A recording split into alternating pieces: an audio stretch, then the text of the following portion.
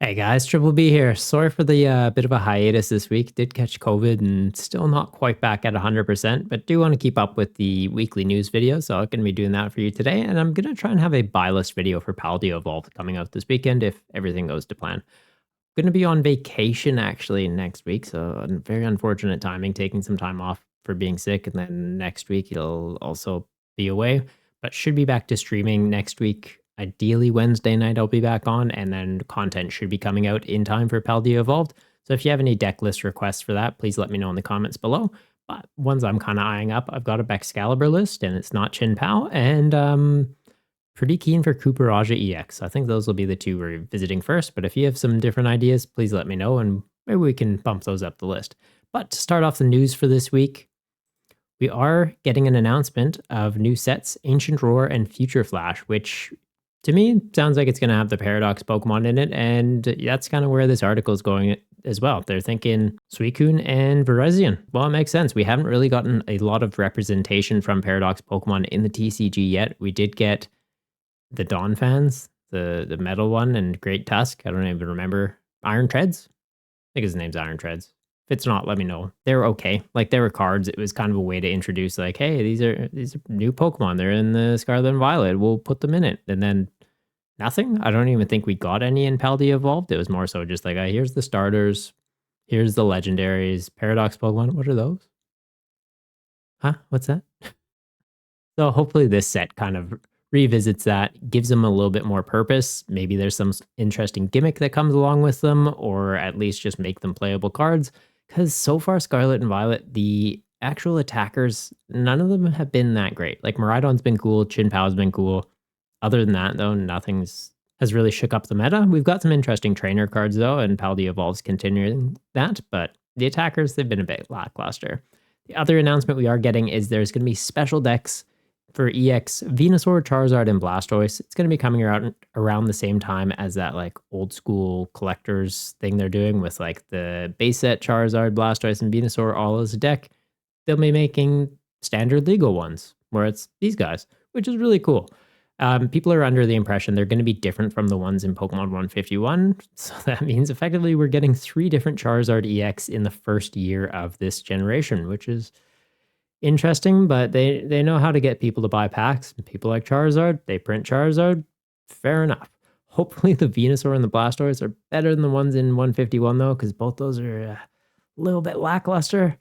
But it does sound like these are going to be starter level decks. And the last time we got that with Blastoise and Venusaur was with Vs. You're probably scratching your head going, wait, those got Vs? Yeah, they did. They got Vs and they got V Maxes and they saw 0 play. Hopefully this isn't the same idea, but we can hope. We can hope, right? And the next bit of news is actually around the Pokemon TCG Worlds competition. So they've announced that if you want spectator badges, you can enter a lottery to, well, be able to purchase those. They'll be about 15 bucks a piece. There's a link on this article to take you there, and I'll have it in the description down below as well. So if you are interested in going, if you have a friend going or a family member, it's a great way to be able to enter in and try and get a pass. It's kind of to keep scalpers away from just buying up all the stock, having it sell out instantly and make it a level playing field for everybody if you are wanting to attend. And if you know someone that actually got invited to Worlds, they're going to get 2 spectator passes. So if you're a parent and your child got in, you'll be able to go. You'll just get a spectator pass guaranteed. So you don't need to worry about this. It's more so if you want extra people to go or like some friends to tag along, they'll need to get these spectator badges. For the Pokemon 151 though, we did see quite a few cards revealed this week. They're interesting, but none of them are really that great, or at least I don't think so. Happy to have a discussion if you have different views, but Ninetales EX is the most recent EX we're getting to see, and unfortunately, it's looking a little bit lackluster. It's got 2 attacks, one for a fire energy, does 30 damage, burns the opponent. Second attack for a fire and a colorless, 80 damage, and if you have the same number of cards in your hand, 140 more, bringing that up to 220, which Miraidon EX can do just as a basic Pokemon, and has consistent engines to be able to do it potentially on the first turn using like Electro Generator. Ninetales has to evolve up, has to attach for turn, Magma Basin, and you need to find a way to get the same amount of cards. So like likely Judge or Iono, and then just don't play any cards from your hand. It's a lot, and you don't do much. And it's very unfortunate. I miss when we were getting Ninetales cards with really cool abilities. For example, in Sun and Moon in the team up set, we actually got two different Ninetales.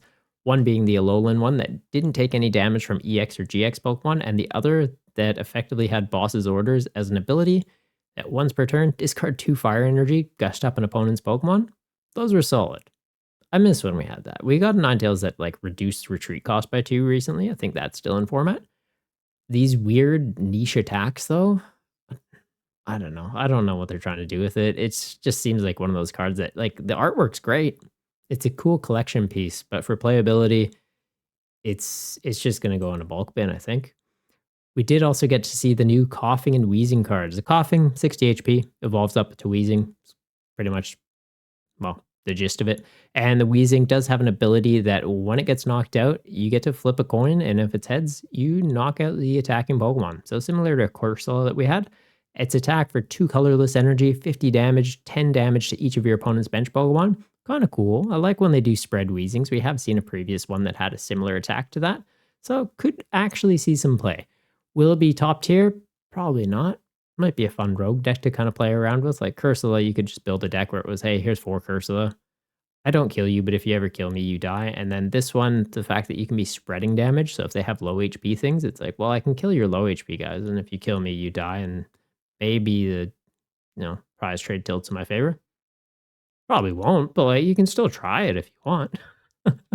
We do get to see the Gloom, and it's similar to the Vileplume that was previously revealed. Its ability, when you evolve up into it, you get to look at the top 3 cards of your deck, attach any number of basic energy cards you find there to your Pokemon in any way that you like. So we had a Trumbeak from Vivid Voltage that had the same ability.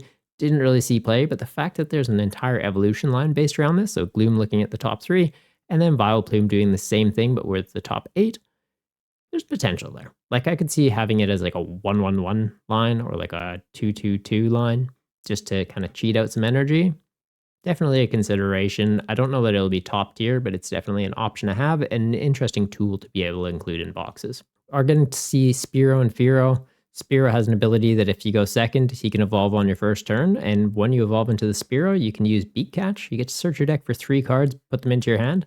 The fact that if you're going second, you could do that for 1 energy, it's pretty solid actually. Great setup. Might see play in GLC in like a control-based deck or even just in standard in a controlled-based deck. So actually pretty keen on those. The Ride Online though, we're getting Rhyhorn, push down, 20 damage. Your opponent switches their active Pokemon with one of their bench for a fighting and a colorless. It's not too bad. And the Rhydon has Charismatic Drill, 40 damage for 2 fighting and a colorless. If you played Giovanni's Charisma from your hand, it does an extra 140. So 180, you're one-shotting low HP V Pokemon like Luminion, which isn't too bad. You're hitting weakness into things like Arceus or like Regieleki VMAXs. You could be taking some key knockouts with it. Again, though, it's just one of those attacks where it's a lot of setup, pretty costly, and it's not massive damage. So I don't really see this seeing play. There's potential, but very unlikely. The Persian line, we've seen the Meowth before. The Persian, though, has an ability, Rocket's Call. Once during your turn, you can just search your deck, grab a Giovanni's Charisma card, put it into your hand. This and the Firo, I could see becoming a control deck because Giovanni's Charisma is like you discard an energy from their Pokemon, if I'm not mistaken. So I could definitely see that becoming like, hey, crushing hammers on a coin flip. Yeah, but Giovanni's a guarantee. Neat. I'm going to do that. Terrifying. One of those cards that like, yeah, you give it to a control player, they'll find a good way to make it work.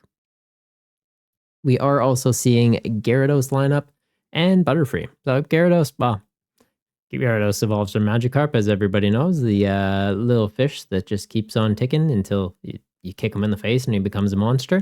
Has Slash Around. I'm thinking that's meant to be Splash Around. Like if, I don't know, you duct tape a knife to its tail. Yeah, Slash Around. But Splash Around, flip a coin till you get tails for each heads, draw a card. Honestly, not bad. I kind of like that.